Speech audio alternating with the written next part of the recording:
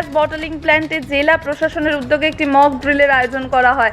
শিল্পাঞ্চলে সম্ভাব্য দুর্ঘটনার ক্ষেত্রে দ্রুত ও সমন্বিতভাবে উদ্ধার ও ত্রাণ কার্য পরিচালনার প্রস্তুতি যাচাই করাই ছিল এই মহড়ার মূল উদ্দেশ্য।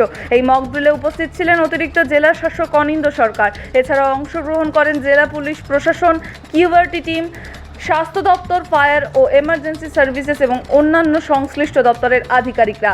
মহড়ায় গ্যাস লিক ও অগ্নিকাণ্ডের মতো জরুরি পরিস্থিতির মোকাবিলায় উদ্ধার কাজ, আহতদের প্রাথমিক চিকিৎসা এবং দ্রুত নিরাপদ স্থানে সরিয়ে নেওয়ার বিভিন্ন দিক বাস্তবসম্মতভাবে প্রদর্শন করা হয়। জেলা প্রশাসনের পক্ষ থেকে জানানো হয়েছে, এই ধরনের মক ড্রিলের মাধ্যমে বিভিন্ন দপ্তরের মধ্যে সমন্বয় বৃদ্ধি এবং দুর্যোগ মোকাবিলার সক্ষমতা আরও শক্তিশালী করা সম্ভব হবে।